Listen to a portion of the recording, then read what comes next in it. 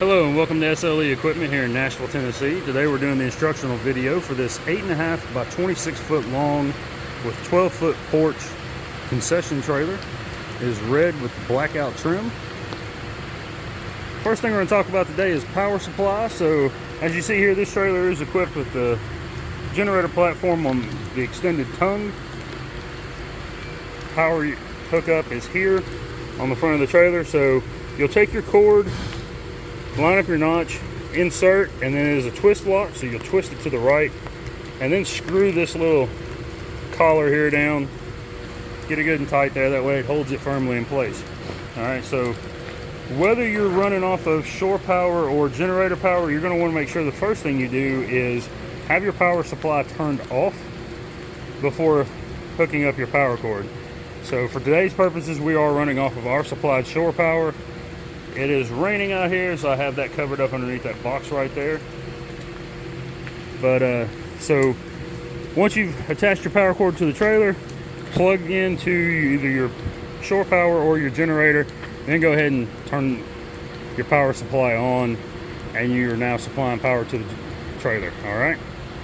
It is a 240 volt system, so just want to make everybody aware. It's a dangerous amount of electricity. Just be careful. Use common sense, please. Again, like I said, it's raining out here today, so I have that covered up. But so the next thing we're going to go over here, you see the two propane cages with 100-pound propane tanks here. Those do come empty. We'll go over that here in just a little bit when we go over the gas. Moving on around here, we have the 36 by 36 access panel to the V-nose.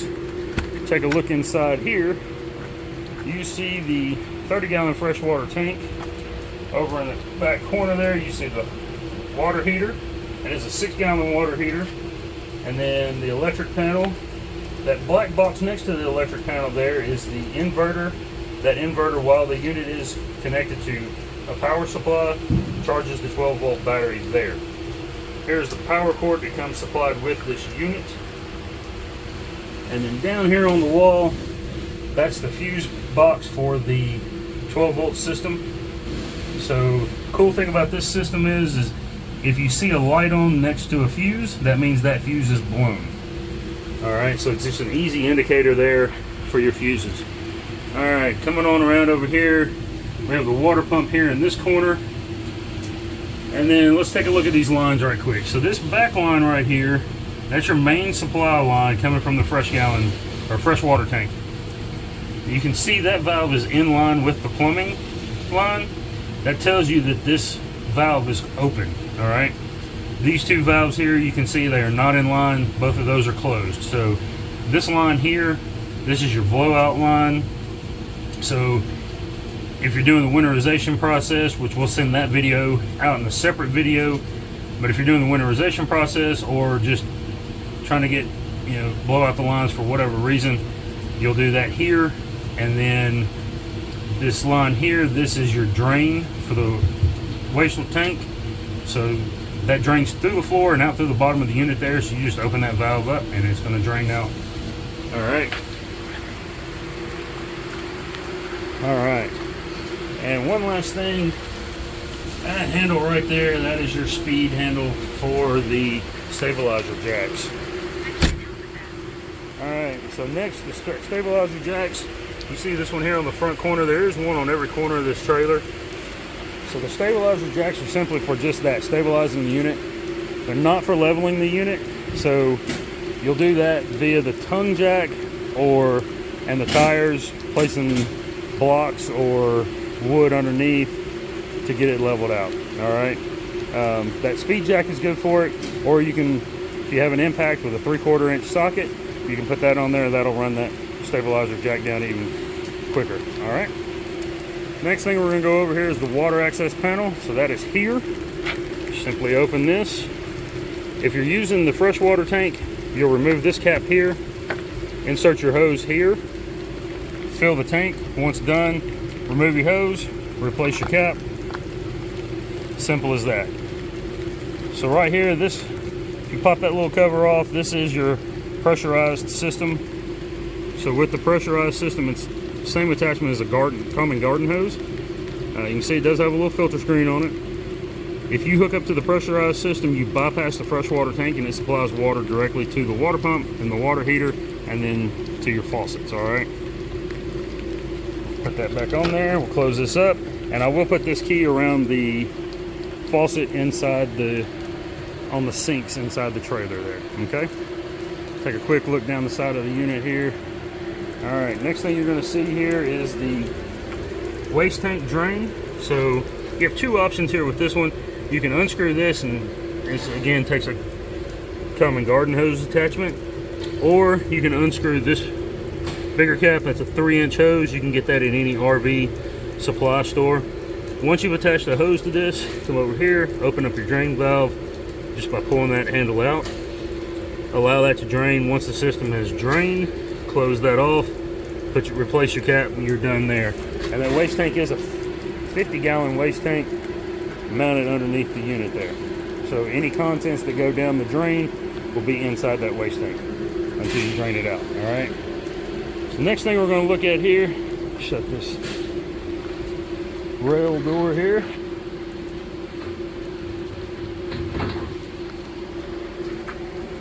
Here we have the two 7,000-pound axles with mag wheels.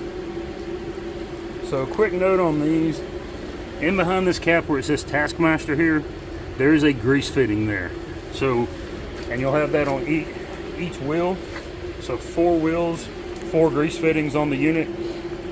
Once every 10,000 miles or 1 year, whichever comes first, you'll need to pop that cap off, take your grease gun, connect to the grease fitting.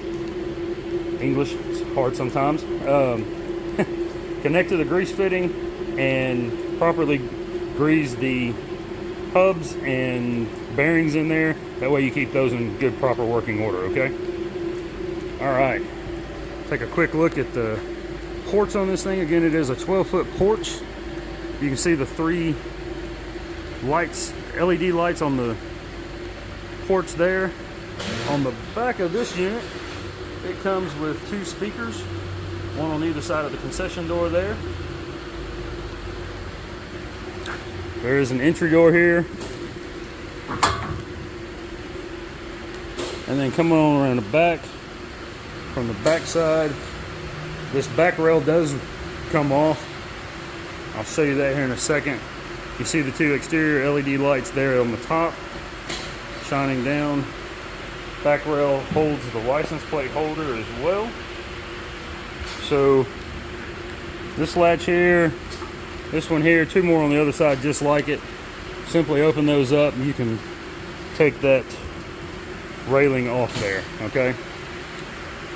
There's also 4 D-rings on the porch of the trailer here, 1 there, 1 in each corner up front, and then 1 over here on the opposite corner. And then we also have the gas outlet here on the back of the porch. It is closed off right now. Once you hook an appliance up to this, you just open this gas valve by flipping that up. Again, in line means it's open, not in line means it's closed. All right, here we have the 14-foot awning, 16-foot awning on the side of the trailer. I would open it up, however, it is raining and there's some wind, so I don't want to risk tearing it up. I did send the owner of this unit a picture, that way they could see the awning open. And if we get a little better weather here in the next few minutes before we're done, I will open that up. There you can see a speaker on the outside underneath the awning. All right. And then next we have the 6-foot concession window. See that there? Concession light, LED concession lights on either side with a flip-up counter. And these are horizontal windows. So with this flip-up counter, to lower it, all you're gonna do is simply come here, depress 1 latch, kind of let your arm rest against this, don't push up though, depress the 2nd latch and lower down and drop a whole bunch of water on you if it's been raining like it has here. But that's what raincoats are made for. All right.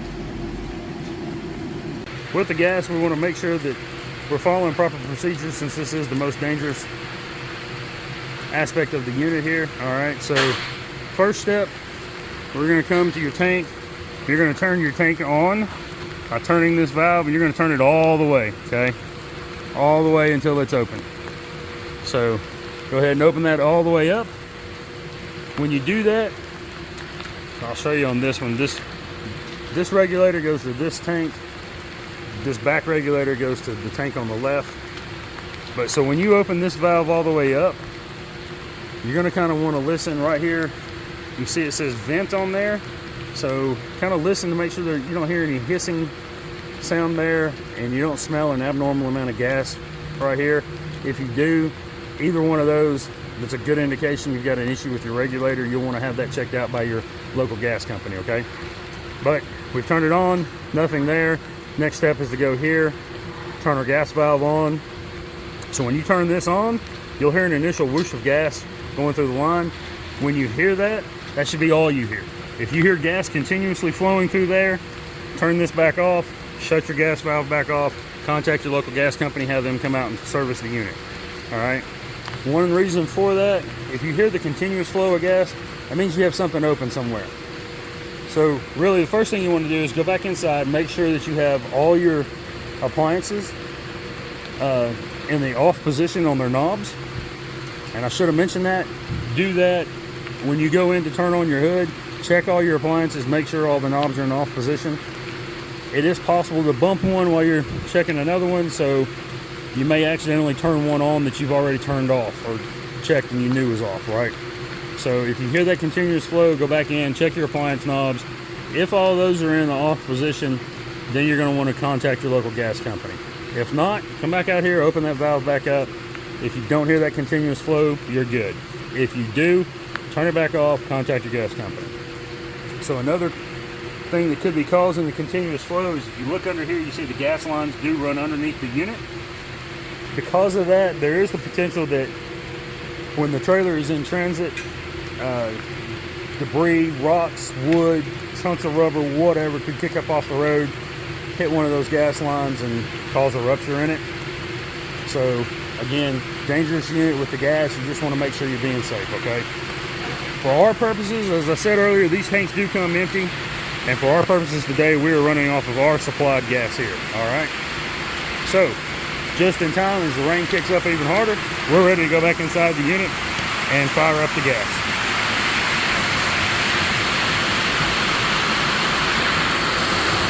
All right. It is pouring out there.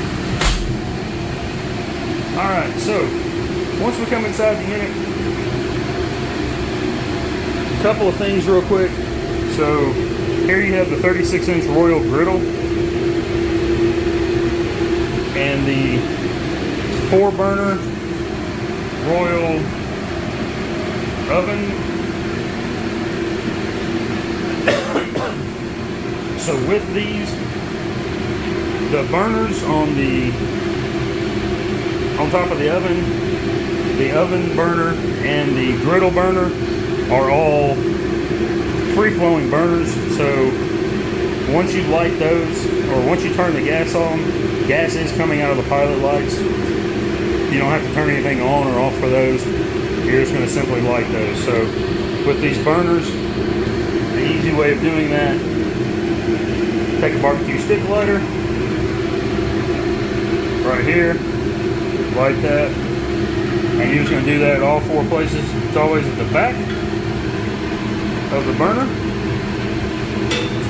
Alright, and I have all these pre-lit and working. Now we're going to go through and show you the burners working. That one. There's that one.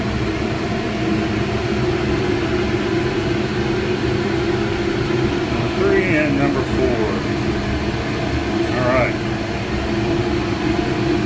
Now with the griddle over here, these, so right below each of your knobs, really these two kind of run into the center here on these 2 knobs. You're going to see these gas lines here. Alright, so those are your gas lines. You just follow those back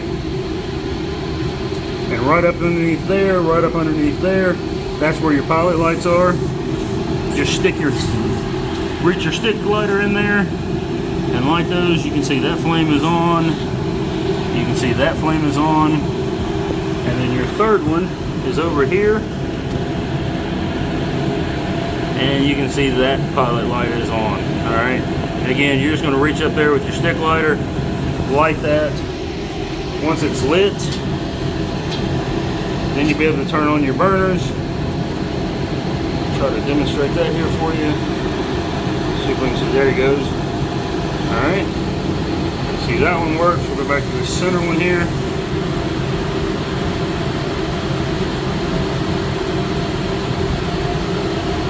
There's that one. And this end one.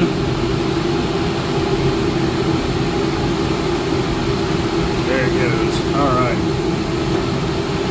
So, now, right here in this little cutout here, kind of hard to see, but there you go. There are a couple of screws in there. And the camera's not really wanting to focus, but right inside here, there's a screw on either side here. That's your pilot light adjustment for your right burner and your center burner. And then right here inside this one is the screw that is the pilot light adjustment for the left burner here on the griddle, okay? And this griddle is sitting on a 30 by 36 equipment stand. It's a stainless steel top with a galvanized shelf underneath it. Alright. And we come over here to the fryer. This is the Royal 50-pound fryer. Look at that. Comes with 2 baskets. So if you open up your door here, look right down here in the bottom. Here you see the on, off, and pilot selectors button. So if you turn this from the off position to pilot, to light this, once you get it to the pilot, you're going to push this in and hold. You're going to probably have to hold this first time 30 seconds to a minute. While you're holding that, then you're going to reach up here with your barbecue stick lighter and you're going to light that pilot light, okay? And like I said, it could take a minute or so for it to finally light, but once it lights and stays, you're going to continue to hold the pilot button in once you've lit that. And then I usually count to about 15. Once I hit 15, slowly depress or slowly let off of the pilot button. And as long as that pilot light stays lit, then you're going to turn your knob back to the on position. And I should have told you this, there's a little red dot dot right there. So you want that lined up with pilot, the L on pilot or on, or if you're turning it off, you want that lined up with off, okay? And then we'll demonstrate.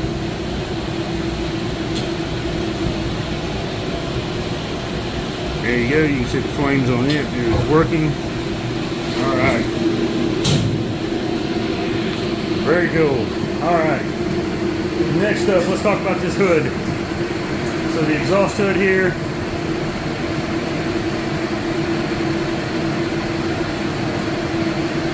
This is, I believe, a 7-foot hood. Maybe 8. No, it looks like it's 8. About an 8-foot grease hood here. So with the hood, you see the filters are all in place. So once a week, you're going to want to take those grease filters out and wash them. That is simply done by raising up, tilt the bottom out, lower it down, and to put it back in, sorry,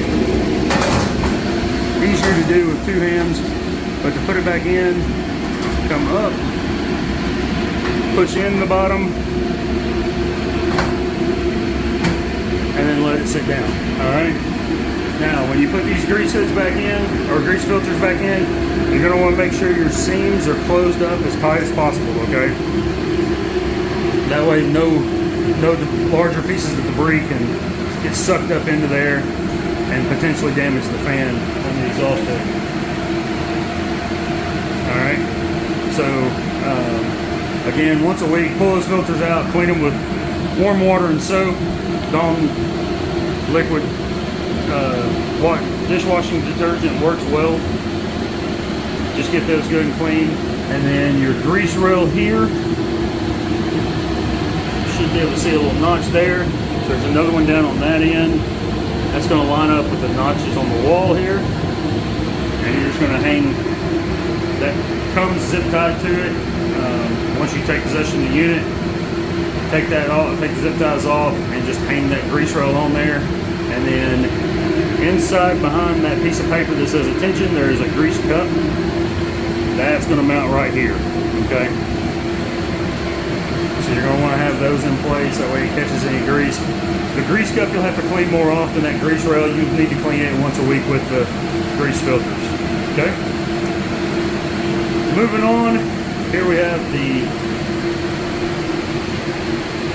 shelf, a 3-foot, I'm sorry, yeah, 3-foot shelf up above the 30 by 36 table.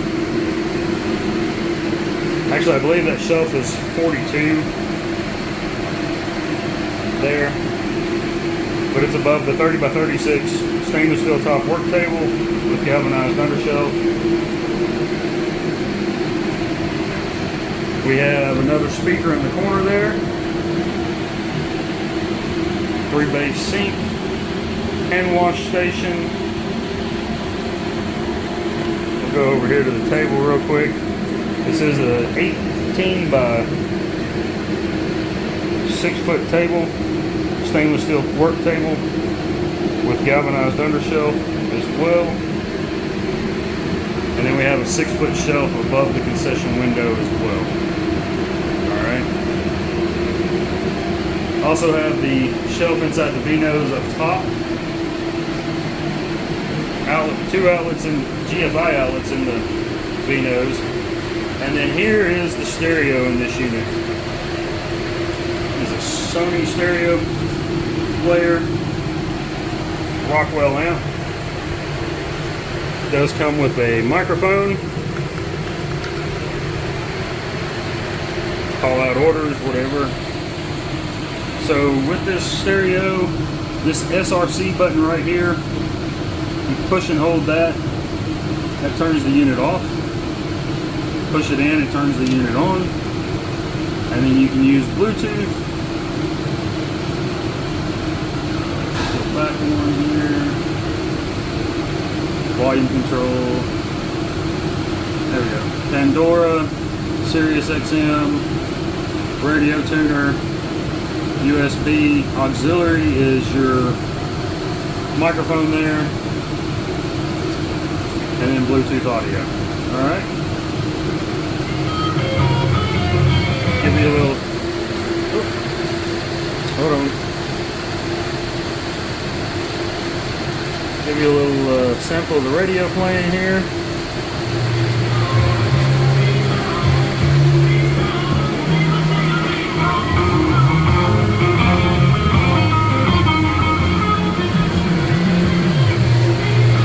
Alright. And I'm going to turn that off for now.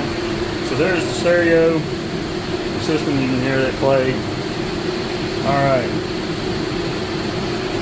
Next up, let's go around and check these outlets right quick, and then we'll talk about the water. Again, 2 lights, it works.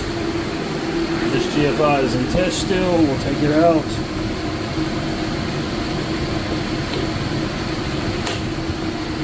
Oh.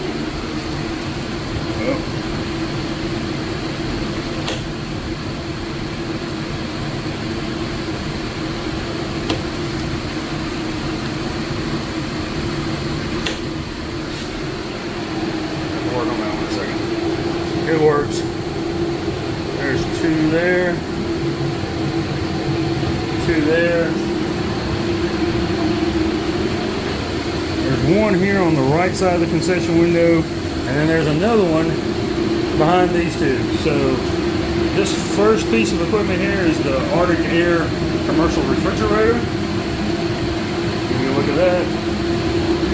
You see it is a nice cool 33 degrees. And then this one is the Arctic Air commercial freezer, sitting at a nice -7.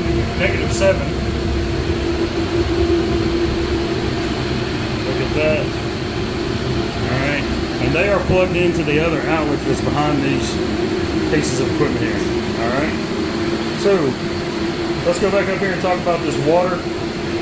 So with the water, one thing I do want to go over and show you the cold water working limit. So first off, right down here, this little switch here is your water pump switch. I'll turn that on. You see you get a nice good flow of water there from the cold water side. Now the hot water side.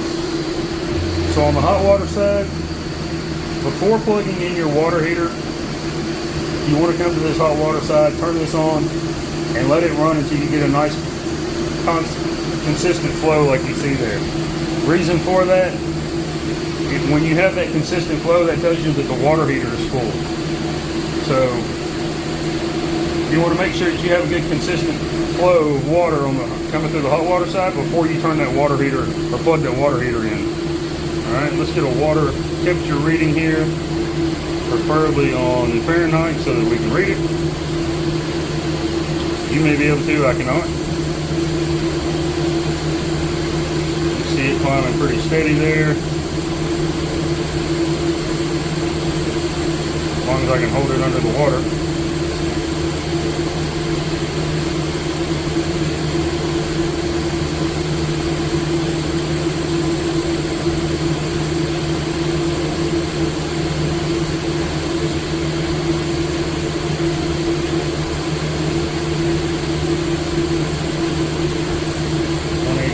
Looking for 120 here. I may not have it turned up quite high enough on the setting.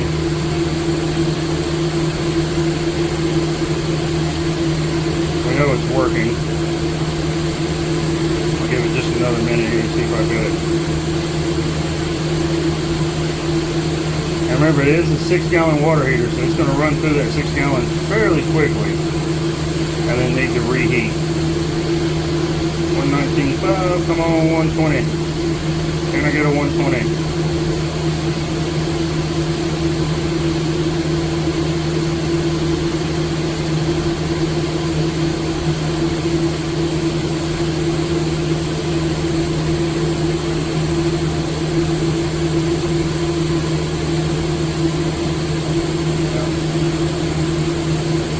Alright. So we got the 119.7.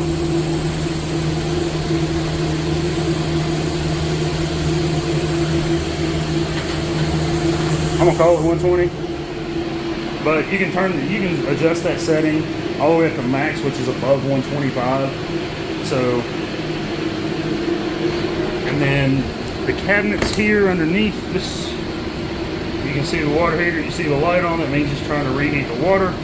You can see the dial there. I don't quite have it turned all the way up.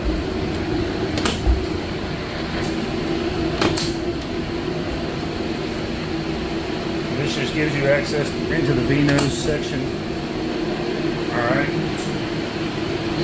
Now let's go up here. So the red tape there, that is for the fire suppression system. You can see the copper tubing running down and then the pipe running up top here. Runs all along there. And then that line comes back down to the control head. So if you're in the unit and there was a grease fire and you needed to manually set the unit, discharge the unit, you do so by grabbing the ring here. Much like a fire extinguisher, give a good firm pull, and then flip this handle up to the left, and that will move from set over to fired. At that point, you're going to want to exit the unit. Probably don't want to be in here when that system goes off. Not too long after, at least. All right. And you can see the fire suppression lines here, aimed correctly at all their appropriate devices there. Alright. So, next up, this unit has 3 interior LED lights, plus the 2 on the hood. It also has a heat and air conditioning unit, as you can see here. So this back switch and the front switch are directional switches. So if you were to close this one off, all the air is going to flow out through the front and allow the, just kind of hitting the nose. With the exhaust hood being right here at the back of this AC unit, that's what I would recommend. However, your unit, you do what you like with it. You can have this open, air blowing out this end and blowing out that end, have one end closed off, and air blowing out the other end, whichever you'd like to do. Alright. This back knob here is the hot cold knob, so that can be the temperature knob. And then this front one here has high heat, low heat, high fan, low fan, high cool, low cool settings on it, and then off settings. So you can just select whichever one you like. Currently it's sitting in low cool. It does well. Alright. This unit has the rubber ATP flooring all throughout. And again, here's the inside look of the screen door. And if you have this, the actual door itself propped open, you can shut this on here, so it keeps any bugs from getting in the unit. And just having the screen, letting the screen door be closed there. Alright. On the wall here, these are your 4 light switches. This is for inside the unit. This switch is for the porch. This switch is for the 2 concession lights next to the concession stand, and then this one is for the 2 back LEDs on the back of the unit there. Alright. So real quick, we're going to go over shutdown procedures. So, we've had a successful day. End of the day, we're ready to start cleaning up. When you get to the point where you're ready to turn off your gas, first thing you're going to do is basically like starting your gas up just in reverse order, almost. First thing you're going to do is come and check all your knobs on your appliances. Just make sure that they're all in the off position. Alright? Off, off. Oven is off, off. Come to your fryer. That is off. Now, with the fryer having a manual pilot button, you are going to have to come here, turn this all the way over to pilot. Once you get the pilot, push in, and then turn it again until it's in the off position and you see off lined up with the red dot there. Okay? Now, once you've done that, you know you verify that all your appliances are turned off. Then you're going to come out, go back outside the unit.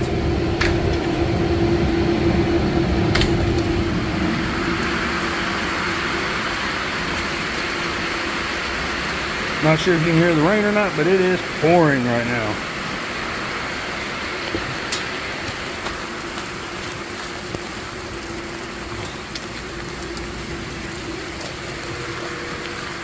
Alright, now we're going to come here, we're going to come to our gas, go to the valve here, and just simply flip that down where it is no longer in line, thus turning it off there. And then we're going to come to our tank, and we're going to turn this off. Again, we had it all the way open, so we're going to close it all the way. Make sure that's good and tight. And now we're ready to go back inside the unit, and we're simply just going to verify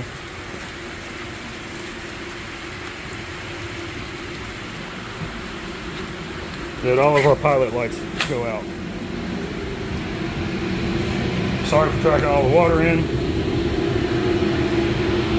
Alright, you can see that pilot light is still on. It is dimmed quite a bit, and it will slowly work its way out as it burns off the remaining gas that's inside the lines.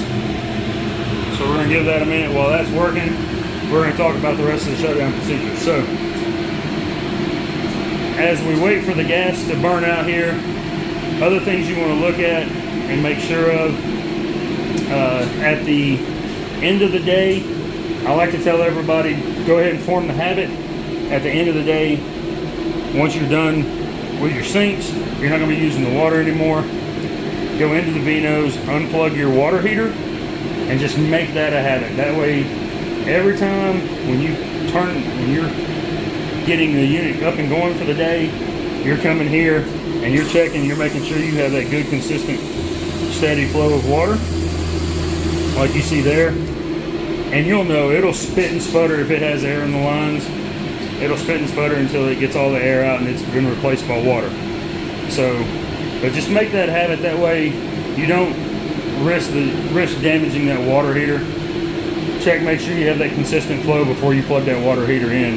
Because if the water heater's not full, then you risk burning up the element in there, incurring expenses that could be avoided. All right. So, just food for thought there. Oh, and down here, these are the ABC and Class K fire extinguishers that come as part of the fire suppression package. The Class K extinguisher is required in every commercial kitchen, so we supply that along with an ABC extinguisher. And I will put those inside the sink there before the unit ships out. And then, as I said, here's that key going over the faucet. And that's your water access panel key. It will be hanging there. I will put all of these manuals and the remote. I didn't show this. This is the remote to the stereo system. So you can run it off with the remote. You don't have to come over to the actual stereo itself. But I'll put all these manuals inside the hand wash station there before the unit ships out. Weather is not going to cooperate for me to run this awning out. However, I'll tell you what, I'll run it out just a little bit. Like that, just to show you that working.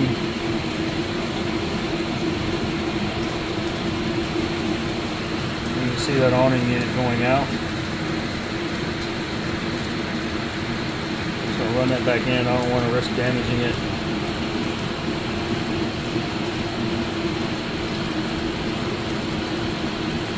Get a little bit of a look at some of our shop there while we're doing this. Alright. So let's check on these gas lines. Our pilot lights. As you can see, that light is out. And we're just verifying that all of our pilot lights have gone out. That one is out.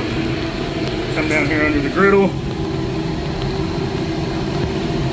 That light is out. Back over here a little bit.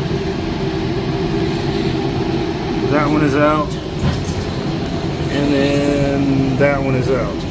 Alright, now that we know all of our gas is shut off to the unit, we're 100% confident in that. We have all of our knobs turned off. We've turned off the gas on the front of the unit. Now you can come here and you can turn off your exhaust hood if you like. And again, you see those lights did go out with the exhaust unit being turned off. Alright. So, other than that, cleaning up, just routine cleanup, things of that nature for the shutdown. Make sure before you transport the unit anywhere that anything inside the unit is strapped down or secured. That way it's not banging around inside anything. This comes with the fryers. Now that that's off, I can set that back inside there. So I can make sure that it's not too hot. All right. So one last thing I want to touch on today. Right here next to the door, you see the sign here. So this has some general safety and maintenance tips on it, startup procedures, shutdown procedures, and things to check before transit. So I suggest giving that a good read over. If there's anything you can't remember that was discussed in this video, you'll have a copy of this video. You can always refer back to that, or you can look on the wall right there. That's going to go over starting up and shutting down the gas, things of that sort. Things you want to check before transit: just make sure that your lug nuts are tight, proper tires are properly inflated, and that you have everything secured inside the unit. All right. Make sure you store your power cord away before transporting the unit. You're disconnected from your generator or shore power before transporting. You don't have any roof vents on this one, and make sure that your stabilization jacks are all in the upright position. All right, so that'll do it for this video today. Hope you're happy with the unit, and we thank you for choosing SLE for your trailer needs. Have a great day.